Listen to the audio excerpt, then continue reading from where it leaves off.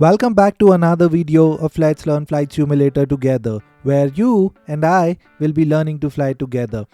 In our today's video, we will see one of the easiest ways to carry out a full flight between any two given airports in Microsoft Flight Simulator without having to configure the MCDU. I will be very quick, to the point and precise in this video. I'm sure that towards the end of this video, you will very easily be able to do full flights in Microsoft Flight Simulator all by yourself. We will be using the good old Microsoft Flight Simulator flight planner to carry out a routine flight from Las Vegas to Los Angeles. First things first, select your flight route, which I have already selected here. Then, from this drop down, select either of the IFR options that you prefer.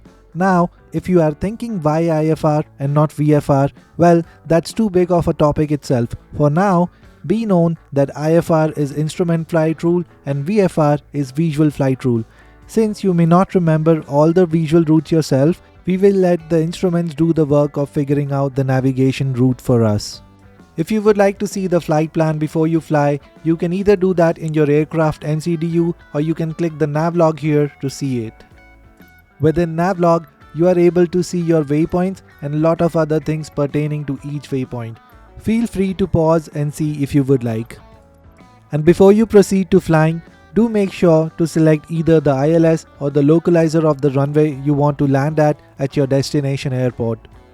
I have selected runway 7 left at Los Angeles because I love the view while approaching from above the Pacific Ocean. To make my life easier, I use a checklist. You can find a lot of A320 checklists for Microsoft Flight Simulator. I have my own and I love it. There is a download link in the video description if you want it as well. Enough talking now, let's get going. Before doing anything, ensure your throttles are set to 0 or neutral and your landing gear lever is set to down. Moving on to the checklist, we go to the overhead panel. Here, we turn both our batteries on to get the power flowing. If you have external power available, you can turn it on to save the battery for the flight. Don't forget to turn it off before pushback. Now is a good time to obtain IFR clearance. Your engine startup can go on simultaneously so that you are being efficient with your time. Clearance delivery American 112 tree ready to copy IFR clearance to Los Angeles. American 112 tree is cleared to Los Angeles Airport as filed. Takeoff runway 26 right, climb and maintain 10,000 feet. Departure frequency is 125.9er, squawk tree 705. American 112 tree cleared to Los Angeles Airport as filed. Takeoff runway 26 right, climb and maintain 10,000 feet. Departure on 125.9er, squawk tree 705. American 112 tree, read that correct. Contact ground on 124.4. Good day. Continuing with the checklist, check that your engine generators are turned on. It should display fault. It should be turned on by itself unless you turn it off. If it is turned off, your batteries may die in middle of the flight. Then check that your engine bleed switches are turned on. Next on the list is APU master switch. Let's set it to open. Then let's set the APU starter to on. It can take a minute or two before it displays the text AVAIL. Here it is. Now let's turn on our APU bleed switch. I'm going to turn off the external power now. Next on the list is fuel pumps. Press these 6 buttons to turn your fuel pumps on. Moving on, we are going to turn on our strobe and beacon. Seat belts and no smoking on. Time to request taxi clearance. Ground American 112 tree with mic ready to taxi IFR. American 112 tree taxi to and hold short of runway 26 right using taxiway Whiskey Golf Charlie Bravo. Contact tower on 118.75 when ready. Taxiing hold short runway 26 right via taxiway Whiskey Golf Charlie Bravo American 112 tree. Ground American 112 tree requesting pushback. American 112 tree pushback request accepted. After requesting pushback, you can start your engines at any time. Also, I'm now going to let the checklist do the talking.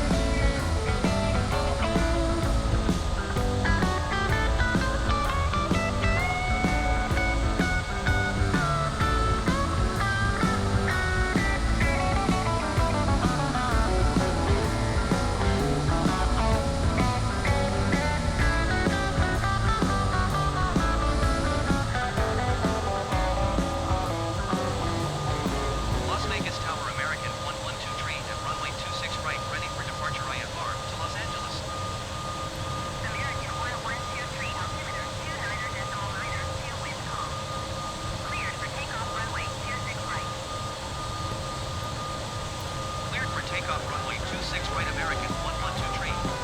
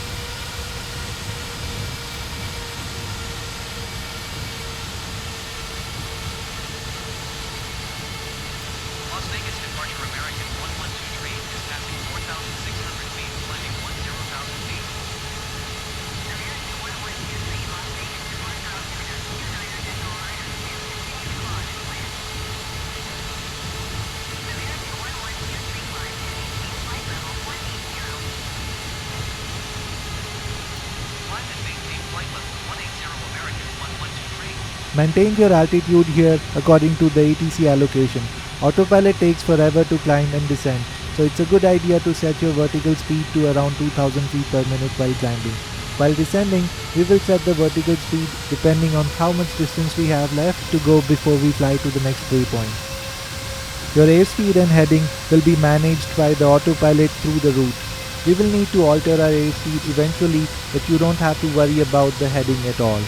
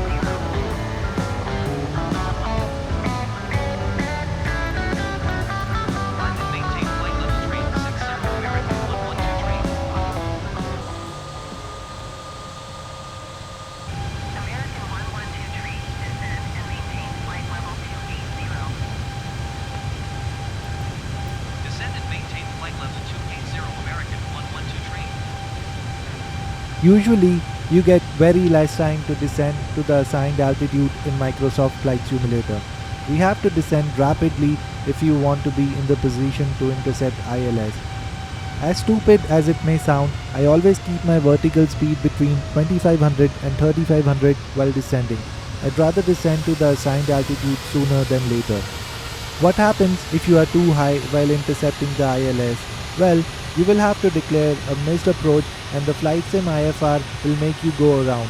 I've never been able to land after declaring a go around in Microsoft Flight Simulator. So, instead of wasting time or having to restart the flight, I prefer what I said earlier, descend to the assigned altitude sooner than later.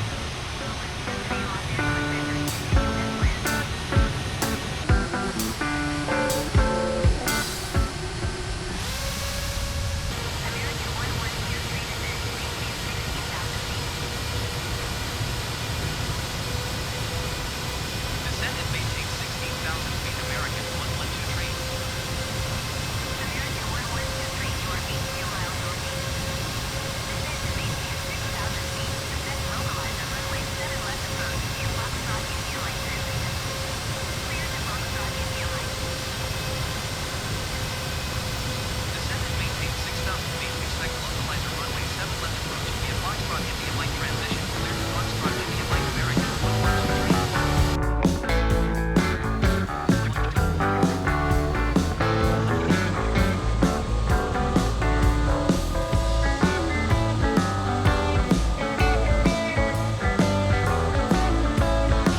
American 1123, speed not above 210 knots.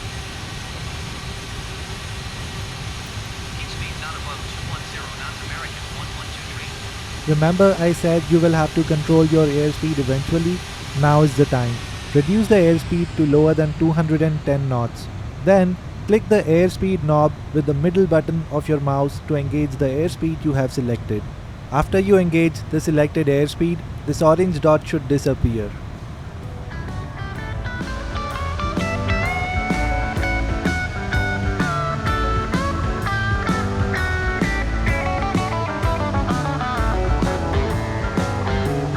I'm going to lower the airspeed to 160 knots. The landing speed for Airbus A320 is around 140 knots. Just make sure you slow down to 140 when you are landing.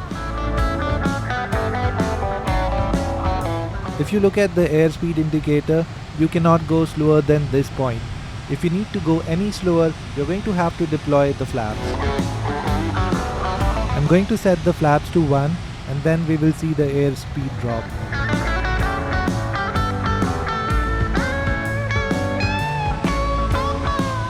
Now that we are turning left to align with the runway, let's tune into our ILS frequency. That is, just press this LS button. This magenta sign here towards the right side means that your ILS localizer diamond will appear from the right side. If it was on the left side, we would expect the localizer diamond to appear from the left side. American 1123, descend and maintain 5,600 feet. Descend and maintain 5,600 feet American 1123. You may know it, but I will mention anyways. You can rotate this ring behind the altitude knob to change the altitude increment from 1000 feet to 100 feet or vice versa. Also, we can now ease down on our descent speed. I'm setting my descent speed to 1000 feet per minute.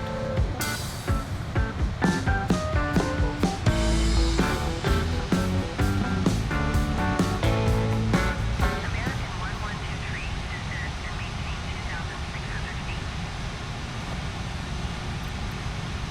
Descend and maintain 2,600 feet American 1123. Here is your glide slope indicator. I recommend waiting till you have intercepted the localizer before you intercept the glide slope.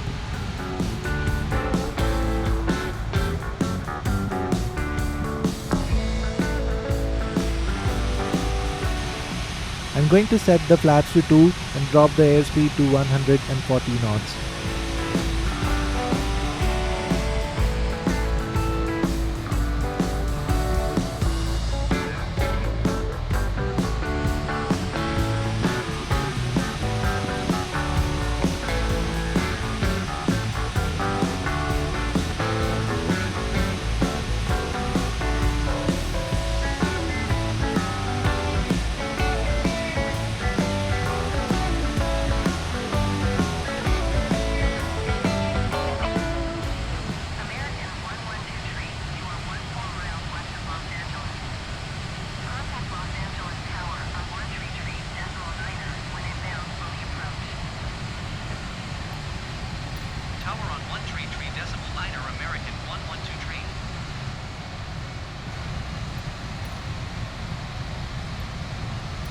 Los Angeles Tower American 112 miles west inbound localizer runway 7 left approach.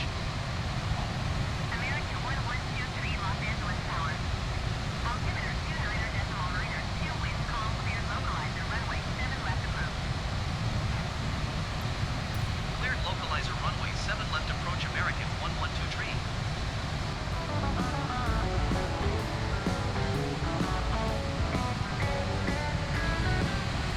There comes our localizer indicator.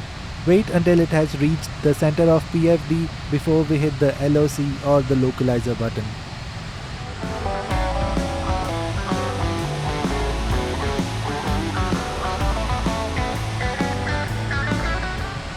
Now that this magenta diamond has almost reached the center, I'm going to press the LOC or the localizer button. Doing so will intercept the localizer and your aircraft will stay lined up with the runway center line until you have reached 300 feet altitude or have disengaged the autopilot, whichever comes first. Going back to the checklist.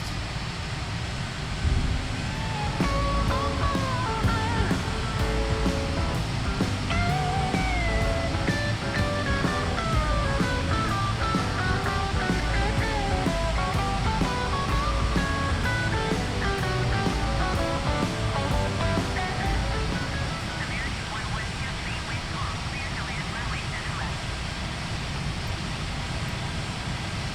Clear to land runway 7 left American 112.